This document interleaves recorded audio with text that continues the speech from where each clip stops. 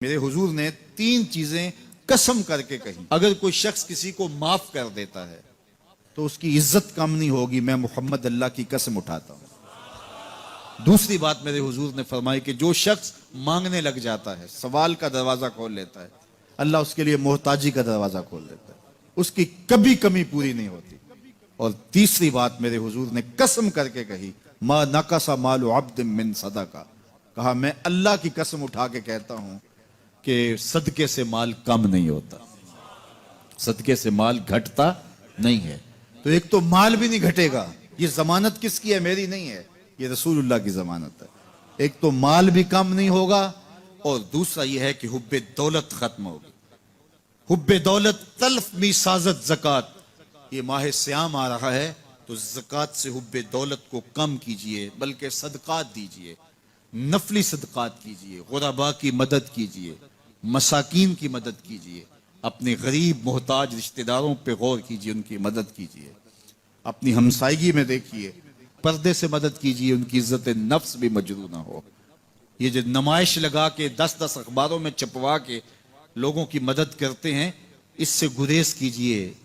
کبھی سوچیں کہ اگر آج کسی کی بیٹی لائن میں کھڑی ہے تو کل اگر یہ مرحلہ میری بیٹی کے لیے آ جائے تو پھر میرا مزاج کیا ہوگا؟ تو عزت نفس کا خیال رکھیے، لوگوں کی غربت کا تماشا نہ اڑائیے، اور لوگوں کی جو ہے وہ محتاجی کو اپنی تسکین کا ذریعہ نہ بنائیے۔ یہ تو اللہ نے تمہیں دیا اور انہیں نہیں دیا، اور وہ آزمائش کی گھڑی میں کھڑے ہیں، تم ان کے ساتھ کھڑے ہو جاؤ۔ تو لوگوں کی مدد کیجئے، دکھیوں کے کام آئیے، مساجد تعمیر کیجئے، مدارس دینیہ کے ساتھ وابستہ رہیے، اور لوگوں کی فلاح کے لیے، بہتری کے لیے کام کیجئے۔ اللہ نے آپ کو دیا ہے، یہ مال یہاں رہ جانا ہے۔ میرے حضور نے فرمایا، ابن آدم کہتا ہے میرا مال میرا مال، اس کا مال وہ ہے جو اس نے کھایا یا پہنا اور پرانا کر دیا یا آگے بھیج دیا، باقی اس کا نہیں ہے، وہ وارثوں کا ہے۔ مرتے ہی ورثہ بن جائے گا، مرتے ہی ترکہ بن جائے گا۔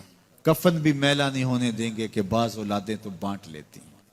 اللہ اکبر، وہ گھر جو ان کے لیے بنایا تھا، ایک رات بھی تجھے اس گھر میں رکھنے کے لیے تیار نہیں ہوں گے۔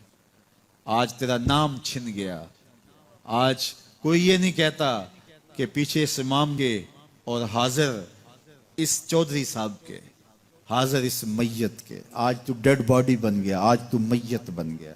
آج خان صاحب، ملک صاحب، چودھری صاحب، پیر صاحب، مفتی صاحب، تیرے سارے ٹائٹل چھین لیے گئے۔ آج تیرا لباس بھی پھاڑ کے اتارا ہے، آج تیرے انگوٹھے باندھ دیے گئے ہیں، ناک میں روئی ٹھونس دی گئی ہے۔